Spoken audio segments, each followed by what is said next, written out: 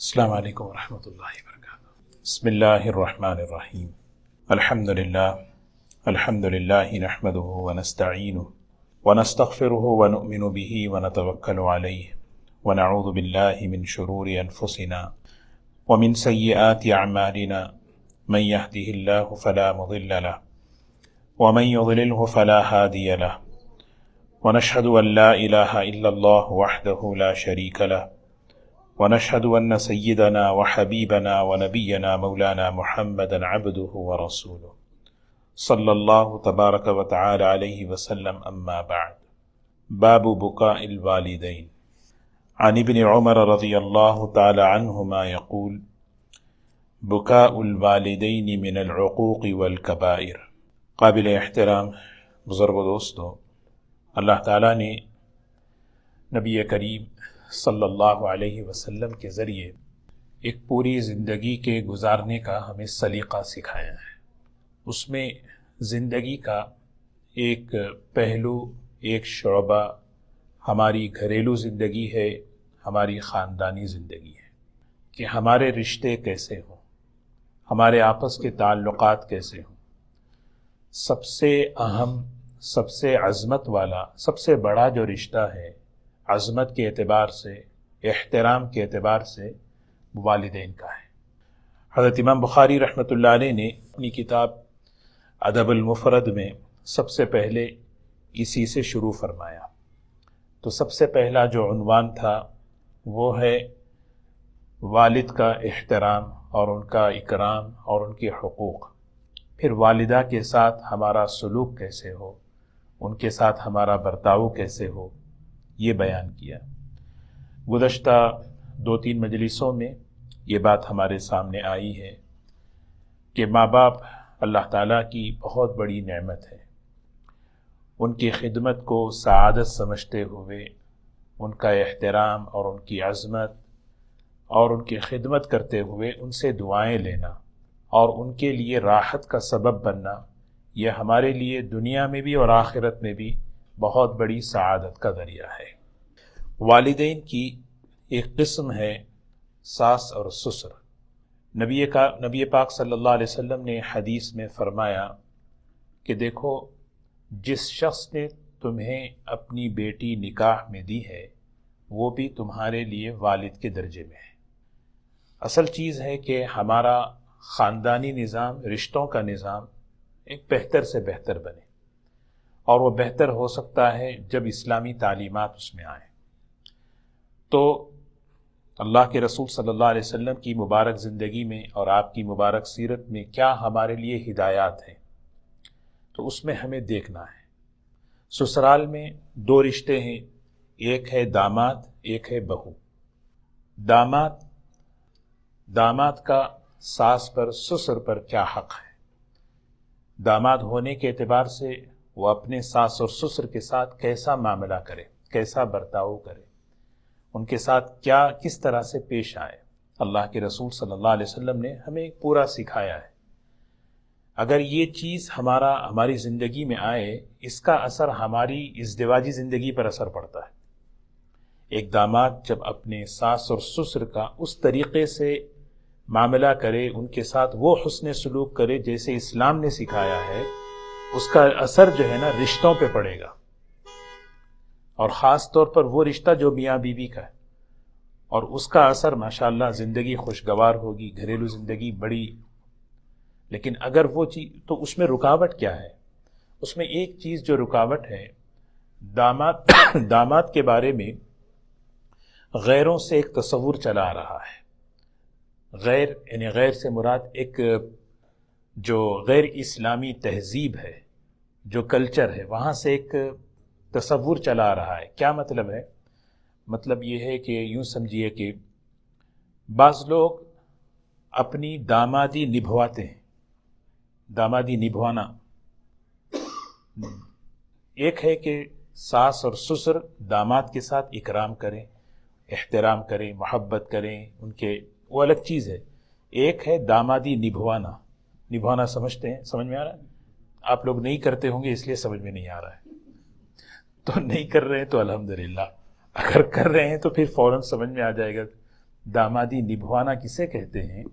یہ غیروں کی تہذیب ہے، اس لیے کہ سب سے بڑی جو رکاوٹ ہے نا، خاص طور پر اس رشتے کو بہتر سے بہتر بنانے کے لیے، وہ غیروں کی تہذیب ہے۔ وہ تہذیب ایک رکاوٹ بنتی ہے، وہ کیا ہے کہ آدمی جو ہے زبان سے نہ صحیح، اپنی باڈی لینگویج سے یہ کہتا ہے کہ میں نے تمہاری بیٹی کے ساتھ نکاح کر کے تم پر احسان کیا ہے، اس کو کہتے ہیں دامادی نبھانا۔ میں بڑا ہوں، میں ہوں، تم چھوٹے ہو، میں لڑکے والا ہوں، تم لڑکی والے ہو۔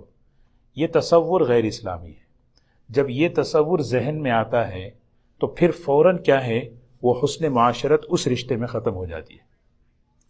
بنیاد اس رشتے میں حسن معاشرت ختم ہو گئی، کیونکہ جب آدمی ایک کو بڑا سمجھا اور دوسرے کو جو ہے نا چھوٹا سمجھا، تو پھر وہاں نہ حقوق زندہ ہوں گے، نہ وہاں پر حسن سلوک آئے گا، نہ وہاں پہ اچھی معاشرت آئے گی۔ تو حضور اکرم یہ غیروں کا تصور ہے، تو اللہ کے رسول صلی اللہ علیہ وسلم نے اس چیز کو ختم فرمایا۔ بلکہ اگر اب آپ اور پیچھے چلے جائیں، اور پیچھے، وَإِذَا بُشِّرَ أَحَدُهُمْ بِالْأُنثَىٰ ظَلَّ وَجْهُهُ مُسْوَدًّا وَهُوَ كَظِيمٌ۔ یہ عربوں میں یہ تھا کہ جب کسی کے ہاں لڑکی پیدا ہوتی تو اس کا چہرہ جو ہے نا شرم سے جو ہے نا جھک جاتا، میرے ہاں لڑکی پیدا۔ تو یہ چیز نہیں ہے۔ حضور اکرم صلی اللہ علیہ وسلم فرماتے ہیں میں لڑکیوں کا باپ ہوں۔ اللہ نے آپ کو 4 بیٹیاں عطا فرمائی تھی، ابو البنات، آپ لڑکیوں کے باپ ہیں۔ ایک پراؤڈ، ایک جو ہے نا بہت بڑی نعمت، بیٹیاں رحمت ہوتی ہیں۔ تو حضور اکرم صلی اللہ علیہ وسلم نے یہ تصور ہمیں دیا ہے، لیکن جاہلی تصور کیا ہے کہ بھئی کہ میں احسان کر رہا ہوں، میں جو ہے فیور کیا تمہارے ساتھ۔ یہ چیز جو ہے نا ساری حسن معاشرت کو، حسن سلوک کو ختم کر دیتی ہے۔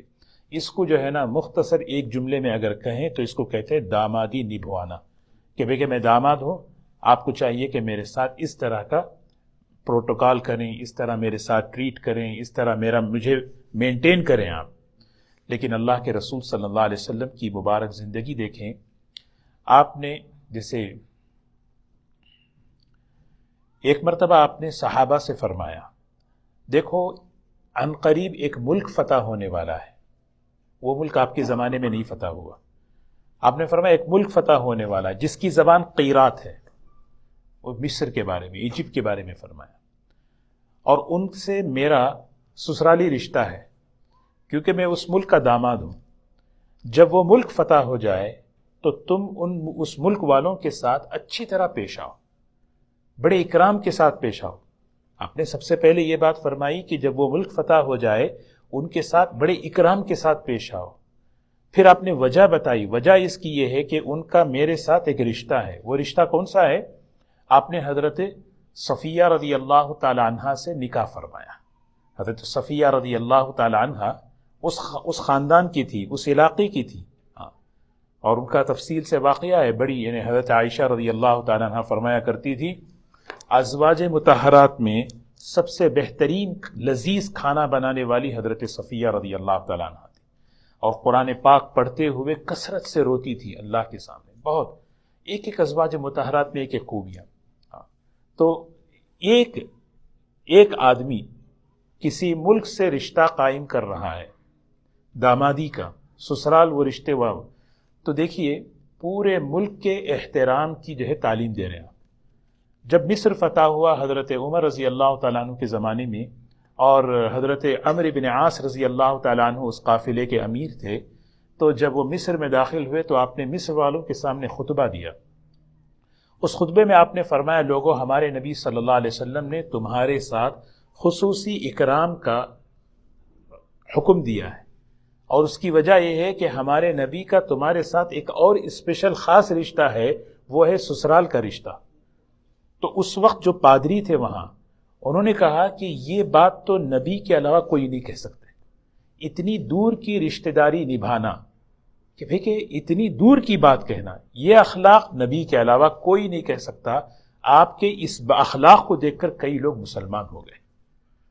تو دیکھیے سوچنے کی بات ہے، ایک آدمی کا کسی خاندان سے رشتہ ہو رہا ہے، تو حضور صلی اللہ علیہ وسلم عملی طور پر بتا رہے ہیں کہ وہ ایک فرد نہیں ہے، بلکہ پورے خاندان والے ان کے ساتھ اچھا سلوک کریں، ان کا کسی کے ساتھ ہو رہا ہے وہ دیکھیے، جب یہ برتاؤ ہوتا ہے تو ایک حسن معاشرت پیدا ہوتی ہے، اور اسلام جو ہے نا ایک رشتوں کا ایک خوبصورت نظام دیا ہے، دیکھیے ایک دوسرے کے ساتھ حسن سلوک، ایک دوسرے کے ساتھ احترام، یہ چیزیں ہیں۔ اور حضرت صفیہ رضی اللہ تعالی عنہ، سبحان اللہ، یعنی ان کے بارے میں ایک اور روایت میں آتا ہے، سوچیں، یعنی جیسا میں نے عرض کیا کہ بعض مرتبہ آدمی جو ہے نا، یہ جاہلی تصور ہے، غیر اسلامی تصور ہے، غیروں کی تہذیب ہے کہ آدمی جو ہے نا لڑکی کو، لڑکی والوں کو جو ہے بالکل کیا سمجھے۔ حضور صلی اللہ علیہ وسلم کی جو ازواج مطہرات تھی اس میں 5 بیویاں آپ کی قریش میں سے تھی۔ قریش حضور صلی اللہ علیہ وسلم کا خاندان ہے۔ تو ایک مرتبہ حضرت حفصہ اور حضرت صفیہ رضی اللہ تعالی عنہ کے درمیان دونوں میں کچھ آپس میں بات چیت ہو گئی، نوک جھوک۔ تو اس موقع پر حضرت حفصہ رضی اللہ تعالی عنہ نے کہہ دیا، میں آپ کی بیوی بھی ہوں اور پھر میں حضور صلی اللہ علیہ وسلم کی خاندان کی بھی ہوں، تم تو یہودیہ ہو، تم تو باہر سے آئی ہو۔ تو رونے لگی۔ تو اللہ کے رسول صلی اللہ علیہ وسلم نے پوچھا، کیوں رو رہی ہے؟ ما یبکی کی، کیا بات ہے، کیوں رو رہی ہیں؟ تو آپ کے پوچھنے پر ان کا رونا اور بڑھ گیا۔ آپ نے تسلی دی، رو کیوں رہی ہیں، وجہ تو بتاؤ۔ تو انہوں نے وجہ بتائی کہ حضرت حفصہ نے یہ بات کہی میرے بارے میں۔ تو حضور اکرم صلی اللہ علیہ وسلم نے 2 عمل فرمائے۔ سب سے پہلے حضرت حفصہ سے کہا، اتق اللہ یا حفصہ، حفصہ اللہ سے ڈرو، ایسی بات نہیں کہتے۔ پھر آپ نے فرمایا، ان کی دلجوئی کے لیے جو بات آپ نے فرمائی وہ سوچیں، فرمایا صفیہ تم یہ کہہ سکتی تھی کہ میرے ابا بھی نبی، میرے چچا بھی نبی، میرا شوہر بھی نبی۔ کون ہے؟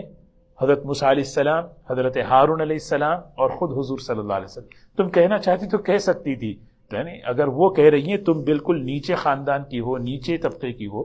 آدمی یہ سوچے یہاں پر، ایک عورت کے حقوق میں ایک حق ہے، بیوی کے حقوق میں ایک حق کیا ہے؟ عزت دینا۔ جب شوہر اپنی بیوی کو عزت دے گا، اور عزت دینے کا ایک طریقہ یہ ہے کہ ان کے والدین کو، ان کے رشتہ داروں کو، ان کے ساتھ جب حسن سلوک ہوتا ہے تو گویا بیوی کو عزت ہو رہی، اور بیوی کو عزت دینے پر گھر کی زندگی پر کتنا اچھا اثر پڑتا ہے۔ آپ دیکھیں حضور صلی اللہ علیہ وسلم نے ایک پوری زندگی ہمیں سکھائی۔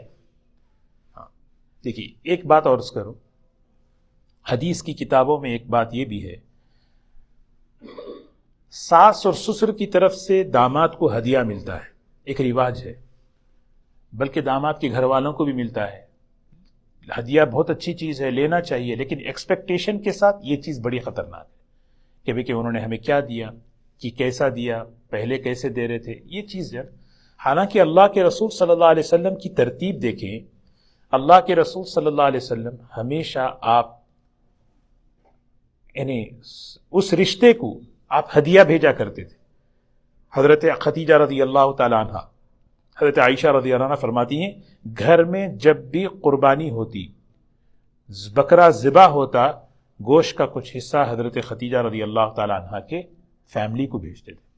یعنی ان کا تو انتقال ہو چکا تھا مکے میں، اور یہ مدینے میں آنے کے بعد چاہے وہ عید کا موقع ہو، چاہے کسی بھی موقع پر ہو، گھر میں کوئی چیز اچھی چیز پکی، یاد کر کے بھئی کہ ان کے رشتہ داروں کو پہنچا، ان کے گھر کو پہنچا۔ ایک واقعہ ہے، ام المومنین حضرت میمونہ رضی اللہ تعالی عنہ، حضور صلی اللہ علیہ وسلم کی ایک بیوی ہے، ان کے پاس ایک غلام تھا۔ غلام اس زمانے کی جو ہے نا، اس زمانے کا ایسٹ، اس زمانے کا جو ہے مال ہے، ان کے پاس بہت یعنی قیمتی غلام تھا۔ تو انہوں نے چاہا کہ میں اس کو آزاد کر دوں۔ حضرت میمونہ رضی اللہ تعالیٰ عنہ کی خواہش تھی اس کو آزاد کر دوں۔ ایک روایت میں انہوں نے آزاد بھی کر دیا، ایک روایت میں انہوں نے آپ سے پوچھا۔ تو حضور صلی اللہ علیہ وسلم نے فرمایا کہ تم آزاد کرنے سے بہتر ہے کہ تم اپنے ماموں کو دے دو۔ دیکھیے اس حدیث میں محدثین بڑی عجیب بات فرماتے ہیں، آپ تم اپنے ماموں کو دے دو۔ ماموں سے مراد کون ہے؟ حضور صلی اللہ علیہ وسلم کے وہ کیا لگتے ہیں؟ ماموں سسر لگتے ہیں۔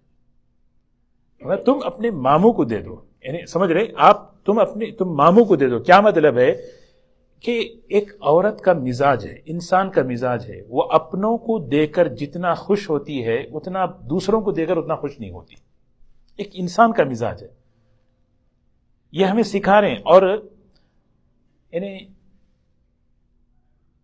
اور زندگی کے زندگی کی خوشگوار ہو زندگی بننے کا ایک راز یہ بھی ہے کہ بیوی جتنا خوش رہے نا اتنا گھر کی زندگی اچھی رہتی ہے. تو اللہ کے رسول صلی اللہ علیہ وسلم نے فرمایا تم یہ چیز کس کو دے دو؟ اپنے ماموں کو دے دو، یہ بہتر ہے. آپ کیا کہہ رہے ہیں؟ دیکھیے حضرت صفیہ رضی اللہ تعالیٰ عنہ خود فرمایا کرتی تھی کہ ایک بہت لمبی بات ہے، بہت لمبا واقعہ ہے ان کے بارے میں. حضرت عمر رضی اللہ تعالیٰ عنہ کو ایک شکایت پہنچی. ان کی گھر والی خادمہ جو ہے نا، ان کے گھر میں کام کرنے والی، اس نے شکایت کر دی کہ یہ ہفتے کا احترام کرتی ہیں. کیونکہ یہود پہلے یہودی خاندان سے تھی، وہی بیک گراؤنڈ تھا ان کا. تو حضرت عمر رضی اللہ عنہ کے زمانے میں حضرت عمر کے پاس کوئی شکایت کر رہا ہے کہ حضرت صفیہ ام المومنین یہ ہفتے کا احترام کرتی ہیں. تو حضرت عمر کو بہت تعجب ہوا کہ ام المومنین ہیں، اتنی بڑی مقام والی، ابھی بھی یہ چیز ہے ان کے اندر. حالانکہ اسلام تو پورا کا پورا مطالبہ چاہتا ہے ادخلوا فی السلم کافہ، ذرا بھی یہودیت، عیسائیت، نصرانیت نہیں ہونی چاہیے، پورے کے پورے اسلام میں آ جاؤ. تو حضرت عمر رضی اللہ تعالی عنہ نے حضرت حفصہ کو بلایا، حضرت صفیہ کو بلایا، بلا کر پوچھا کیا بات ہے؟ تو حضرت صفیہ نے 2 باتیں کہی. سب سے پہلی بات، آپ نے جو بات سنی ہے وہ غلط ہے، میرے سامنے اس خادمہ کو بلا کے کنفرم کر لیں. تو آپ نے اس کو بلایا، بھئی تم نے تو یہ کہا اور یہ منع کر رہی ہیں. تو اس نے کہا کہ امیر المومنین معافی چاہتی ہوں، شیطان مجھ پہ غالب آ گیا اور میں نے جھوٹی بات ان پر لگا دی، اقرار کر لیا. پھر دوسری بات، حضرت صفیہ رضی اللہ تعالیٰ عنہ نے بڑی عجیب بات فرمائی. امیر المومنین، میرا یہ معمول ہے حضور صلی اللہ علیہ وسلم کی زندگی سے لے کر آج تک میں آپ کے سامنے اپنے میکے والوں کو، اپنے گھر والوں کو، میرے جو گھر والے ہیں ان سب کو میں ہدیہ بھیجتی ہوں، اور اللہ کے رسول صلی اللہ علیہ وسلم مجھے اپریشیٹ کرتے تھے. تو اصل میں جو ہے نا حسن سلوک، جیسے بیٹا ہونے کے اعتبار سے، بیٹی ہونے کے اعتبار سے میرا تعلق میرے ماں باپ کے ساتھ کیسا ہو، اسی طرح جو ہے نا ایک داماد ہونے کے اعتبار سے میرا تعلق، میرا حسن سلوک اپنے سسرال سے، سسرالی رشتہ داروں سے کیسا ہو. یہ چیز اس کی سب سے بڑی وجہ یہ ہے، ایک تو حسن معاشرت، لیکن اس کا سب سے جو پازیٹو اثر پڑتا ہے نا وہ ہماری فیملی کی زندگی پہ پڑتا ہے، وہ ہماری میاں بیوی کی زندگی پہ پڑتا ہے. گھر میں آدمی میاں بیوی خوش، ایک داماد اپنے سسر کی ایسی عزت کرے جیسے اپنے والد کی کرے. کیونکہ حضور صلی اللہ علیہ وسلم نے ایک اصول بتایا، کیا بہترین اصول، جس نے تمہیں اپنی بیٹی تمہارے نکاح میں دی ہے وہ تمہارے والد کے درجے میں ہے، ان کو وہ درجہ دینا، ان کو ایسی عزت دینا، ان کا ایسا خیال کرنا، ان کی راحت کا خیال کرنا. اگر مثال کے طور پر کوئی تکلیف ہو جائے، کوئی بات ہو جائے، اس پر جو ہے نا کیا کرے، آپ خاموش ہو جائے. بڑے ہیں تو بڑوں کا ایک لحاظ رکھنا. بعض مرتبہ جو ہے میاں بیوی کی کنورزیشن میں، بات چیت میں جو ہے کوئی بات ایسی ہوتی ہے تو ان کے والدین کا نام بڑے احترام سے لینا، یہ عزت دینا ہے. کیونکہ ان کو عزت دینا گویا اپنی بیوی کو عزت دینا ہے، اور بیوی کو عزت دینا یہ بیوی کا حق ہے. سمجھ رہے؟ بیوی کا حق ہے. بیوی کیا چاہتی ہے؟ مجھے شوہر محبت دے، مجھے عزت دے، وہ چیز یہ چاہتی ہے.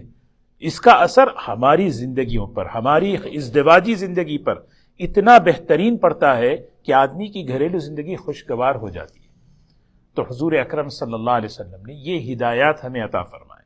ایک اور واقعہ ہے، میں عرض کروں، ایک صحابیہ ام المومنین حضرت جویریہ رضی اللہ تعالی عنہ، یہ بھی حضور صلی اللہ علیہ وسلم کی زوجہ محترمہ ہے. جی دیکھیں، یہ بھی جو ہے نا، یعنی اگر آپ دیکھیں، ایک ان کا جو قبیلہ تھا، سیرت میں لکھا ہے کہ ان کا جو قبیلہ تھا، قبیلہ بنو مستلق، اسلام اور مسلمانوں کی ہر جنگ میں جو ہے نا یہ مخالفت رہے. اتنی شدید حضور صلی اللہ علیہ وسلم جو ہے صحابہ کو لے کر گئے، وہاں پر جو ہے نا جنگ ہوئی، اور پھر کیا ہوا، کچھ لوگ مارے گئے اور کچھ لوگ قیدی بن کر آئے. ایک بڑا طبقہ جب قیدی بن کر آئے تو خود ام جویریہ رضی اللہ تعالیٰ عنہ فرماتی ہیں میرے شوہر کا اس میں انتقال ہو گیا اور مجھے جو ہے نا قیدی بنا کر لایا گیا، اور کئی لوگوں کو، کئی 100 لوگ قیدی بن کر آئے. تو یہ حضرت جویریہ رضی اللہ تعالیٰ عنہ کسی اور صحابیہ کے حصے میں تھی.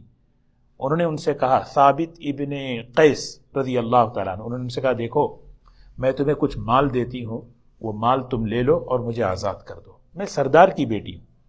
انہوں نے کہا بہت اچھا ہے۔ تو یہ حضور صلی اللہ علیہ وسلم کے پاس پہنچی، کہنے لگی کہ مجھے کچھ پیسہ چاہیے، مال چاہیے، میں آزادی چاہتی ہوں، اور میں نے ان سے ثابت ابن قیس سے بات کر لی ہے کہ آپ مجھے وہ مال دے دیں، ایک مال کی مقدار طے ہوئی ہے، وہ مال دے دیں اور آزاد کر لیں۔ تو حضور صلی اللہ علیہ وسلم نے فرمایا ٹھیک ہے، یہ مال لے لو، آزادی حاصل کر لو۔ آپ نے فوراً دے دیا۔ پھر حضرت جویریہ رضی اللہ تعالیٰ عنہ کی آزادی ہوئی تو پھر آپ نے حضرت جویریہ کو بلایا، فرمایا جویریہ، کیونکہ دیکھیں نا آپ کے جتنے نکاح ہوئے ہیں یا آپ نے اپنی بیٹیوں کو جن کو نکاح میں دیا ہے، یہ سب اللہ کی طرف سے وحی ہے، اشارہ ہے۔ پھر آپ نے فرمایا جویریہ میں تم سے نکاح کرنا چاہتا ہوں۔ جویریہ کا نام اصل میں برہ تھا، برہ۔ حضور صلی اللہ علیہ وسلم نے ان کا نام بدل کے رکھ دیا کہ نہیں تم جویریہ نہیں، تم برہ ہو، تم جویریہ نہیں، تم برہ ہو۔ تو حضور صلی اللہ علیہ وسلم نے فرمایا میں تمہیں کیا ہے، نکاح کا آپشن دیا، ہو گیا نکاح، تو نکاح ہو گیا۔ جیسے ہی نکاح ہوا حضور صلی اللہ علیہ وسلم کا حضرت جویریہ رضی اللہ تعالی عنہ سے صحابہ جو ہے نا، تقریباً ایک روایت میں 400 لوگ قیدی تھے، ان کے خاندان کے، ان کے قبیلے کے۔ تو صحابہ جو ہے نا فوراً کیا سوچے، آپ کا رشتہ جویریہ سے ہو گیا، اور جویریہ کے خاندان والے، کوئی ان کی بہن، کوئی ان کے بھائی، پھوپھی، خالہ، ماموں، کزن، سب یہ سب ہمارے پاس قیدی بن کر رہے ہیں، یہ تو بالکل مناسب نہیں۔ سب نے ایک ایک کر کے آزاد کرنا شروع کر دیا۔ جب یہ آزاد کرنا شروع کر دیا تو حضرت عائشہ رضی اللہ تعالیٰ عنہ فرماتی ہیں، بڑی عجیب بات فرماتی ہیں کہ جویریہ اتنی بابرکت خاتون ہے، میں نے اتنی برکت نہیں دیکھی۔ ایک آدمی جویریہ، انہوں نے اسلام قبول کیا اور انہوں نے حضور صلی اللہ علیہ وسلم کے نکاح میں آئی، ان کی برکت سے تقریباً 400 غلام، 400 لوگ آزاد ہو گئے۔ کیوں؟ صحابہ نے کیوں کیا یہ کام؟ وجہ اس کی یہ تھی کہ رشتہ تھا۔ وہ رشتہ کون سا تھا؟ وہ رشتہ سسرالی رشتہ تھا کہ اللہ کے، دیکھیے نا حضرت ان کے والد حارث، ان کو پتا چلا میری بیٹی جو ہے قیدی بن گئی ہے، وہاں سے بہت مال لے کر آئے۔ اس زمانے کا مال اونٹ تھا، وہ جب لے کر چلے تو اونٹوں میں 2 اونٹ بڑے بھاری تھے، بڑے قیمتی تھے، اس کو انہوں نے کہیں چھپا دیا اور حضور صلی اللہ علیہ وسلم کے پاس تشریف لائے۔ یا رسول اللہ صلی اللہ علیہ وسلم، یہ سب مال لایا ہوں، قبول کر لیں، میری بیٹی کو چھوڑ دے۔ تو حضور صلی اللہ علیہ وسلم نے فرمایا اچھا تو وہ 2 اونٹ کہاں ہیں جو تم نے چھپائے ہیں؟ آپ نے فوراً سوال کیا۔ تو حضرت حارث کہنے لگے کہ یہ تو میرے علاوہ کوئی نہیں جانتا، آپ کو کس نے بتایا؟ میرے اللہ نے بتایا۔ فوراً کلمہ پڑھ لیے، واقعی یہ اللہ کی وحی ان پر اترتی ہے، ورنہ تو یہ کام تو میرے علاوہ کوئی کسی کو بتایا بھی نہیں تھا۔ تو حضرت حارث ایمان میں داخل ہو گئے۔ تو وہاں پہ یہ واقعہ سیرت میں لکھا ہے، جیسے ہی حضرت حارث ایمان میں داخل ہوئے اور ادھر حضرت جویریہ رضی اللہ تعالی عنہ نکاح میں آ گئی، تو بیوی، سسر، سب یہ رشتے بن گئے۔ تو ان رشتوں کو دیکھ کر صحابہ نے کہا آپ کا اتنا بڑا رشتہ اس قبیلے سے ہو گیا ہے، حالانکہ وہ قبیلہ کوئی جنگ ایسی نہیں تھی، بدر ہو، احد ہو، ہر چیز میں یہ لوگ مشرکین کے ساتھ، لیکن آپ نے سب کو معاف کر دیا، اور صحابہ نے جتنے ان کے خاندان کے لوگ تھے سب کو ایک ایک کر کے آزاد کر دیا۔ تو اللہ کے رسول صلی اللہ علیہ وسلم نے جو زندگی ہمیں سکھائی، خاص طور پر رشتوں کے اعتبار سے، اس میں جیسے میں نے گزشتہ یہ بات عرض کی کہ بیٹے ہونے کے اعتبار سے، اولاد ہونے کے اعتبار سے ہماری کیا ذمہ داریاں بنتی ہیں والدین کے لیے، اسی طرح ایک چیز ہے، وہ کیا ہے کہ اللہ تعالیٰ نے جب کسی کے ذریعے سے ہمارا رشتہ ایک جوڑا ہے، اور سسرالی رشتہ، قرآن کی ایک آیت ہے سورہ فرقان کی، سبحان اللہ، هو الذی خلق من الماء بشرا، هو الذی خلق من الماء بشرا، اللہ وہ ہے جس نے تم سب کو ایک نطفے سے پیدا کیا۔ پھر اس کے بعد آگے فرمایا فَجَعَلَهُ نَسَبًا وَصِهْرًا، پھر اللہ نے تمہارے لیے 2 نظام خاندان کے رشتوں کے چلائے، ایک خونی رشتہ اور ایک سسرالی رشتہ۔ صہرا کہتے ہیں عربی میں، قرآن کی آیت میں صہرا کا معنی سسرالی رشتہ، یہ اللہ نے یہ رشتہ جوڑا۔ تو اس رشتے کا جتنا آدمی خیال رکھتا ہے، جتنا آدمی لحاظ رکھتا ہے، جتنا اس کے ساتھ حسن سلوک کا معاملہ کرتا ہے، حضور صلی اللہ علیہ وسلم حضرت خدیجہ رضی اللہ تعالیٰ عنہ کے انتقال کے بعد ان کی بہن آتی تھی گھر پہ ملنے کے لیے، حالہ، اللہم حالہ، اللہم حالہ، اتنا خوش ہوتے، ماشاءاللہ خدیجہ کی بہن حالہ آئی ہیں، خدیجہ کی بہن حالہ آئی ہیں، ان کی کوئی گھر کی فیملی آتے خوش ہو جاتے. یعنی مطلب یہ چیز ہے، اسلام جو ہے نا عبادت جیسا ہمیں سکھایا ہے، اسی طرح پوری زندگی کا سلیقہ، خاص طور پر رشتوں کو. یہ کتاب جو ہے نا، اس کتاب میں یہی بتایا جا رہا ہے کہ ہماری زندگی رشتوں کے اعتبار سے جتنا بہتر، اور رشتے جب ہمارے اچھے سے اچھے بنتے ہیں حقوق کے اعتبار سے، حسن سلوک کے اعتبار سے، مسلمانوں کی معاشرت اچھی بنتی ہے، اور یہ معاشرت جو ہے نا دوسری معاشرت پر اثر ڈالے گی. تو بہرکیف یہ کچھ باتیں تھیں، اللہ تبارک و تعالی ہمیں ان پر عمل کی توفیق نصیب فرمائے.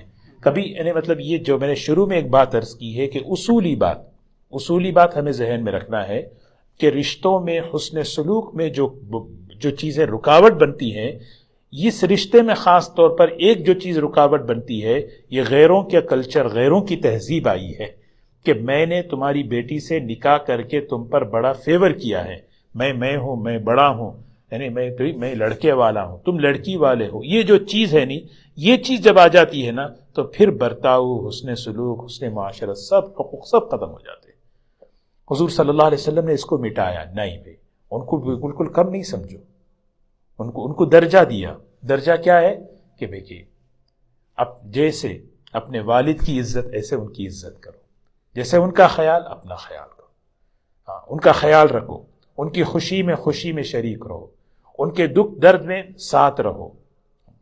کبھی کبھار وقتاً فوقتاً بات چیت کر لے، ہدیہ دے دے. اور سب سے بڑی چیز جیسے میں نے عرض کی بار بار کہ جب میرا تعلق اس رشتے کے ساتھ بہتر ہوتا ہے تو اس کا اثر میرے آپس کی میاں بیوی کی زندگی پر بہت پازیٹیو، بہت ہی ہیلتھی اثر پڑتا ہے، بہت خوشگوار اثر پڑتا ہے، اور یہ گھر کے لیے سب سے بہترین چیز ہے. اور ایک بات میں عرض کروں کہ کبھی کبھار اگر کوئی بیوی اپنے والدین سے ملنا چاہے، رکاوٹ کا سبب نہ بنے. ہاں، بہت سے لوگ بعض مرتبہ رکاوٹ کا سبب نہیں بننا چاہیے، بلکہ تعاون ہو کہ بھئی اب ٹھیک ہے اپنے والدین سے ملنا ہے، ضرور ملے. ہاں، ضرور بات کریں. بعض لوگ اتنے، اللہ حفاظت فرمائے، کہ بعض مرتبہ شوہر بیوی پر پابندی لگا دیتے ہیں، آپ بات نہیں کر سکتے، آپ مل نہیں سکتے، ہے نہیں. یہ فیملی نظام نہیں ہے. والد ہیں ان کے یہ ایک بات ہے کہ نکاح کے بعد سب سے بڑا حق جو ہے نا عورت کے لیے شوہر کا ہے. ایک عورت کے لیے شوہر حق ہے، وہ سب سے بڑا حق ہے. لیکن اس کا مطلب یہ نہیں کہ اب ماں باپ ختم، کوئی ہے ماں باپ سے تعلق ختم نہیں، بلکہ شوہر یہ سمجھے کہ ان سے ملے، اس پر کوئی خرچ آئے تو اس خرچ کو جو ہے نا برکت کا سبب سمجھے. انشاءاللہ یہ رشتوں کو جوڑنے کے لیے خرچ ہو رہا ہے، اس پر اللہ تعالیٰ برکت عطا فرمائیں گے. اللہ تعالیٰ ہمیں عمل کی توفیق نصیب فرمائے. انشاءاللہ اگلے ہفتے صلۃ الرحم، رشتوں کو کیسے جوڑنا. اب رشتے شروع ہوں گے، رشتوں میں جو ہے بھائی ہیں، بہن ہیں، چچا، خالہ، یہ پورے حضور صلی اللہ علیہ وسلم نے ایک پوری معاشرت ہمیں سکھائی ہے، اس کو ہمیں سیکھنا ہے. اللہ تعالیٰ ہم سب کو عمل کی توفیق نصیب فرمائے. سبحان اللہ بحمدہ، سبحانک اللہم بحمدک، نشہد ان لا الہ الا انت، نستغفرک ونتوب الیک. سبحان ربک رب العزة عما یصفون، وسلام علی المرسلین، والحمد للہ.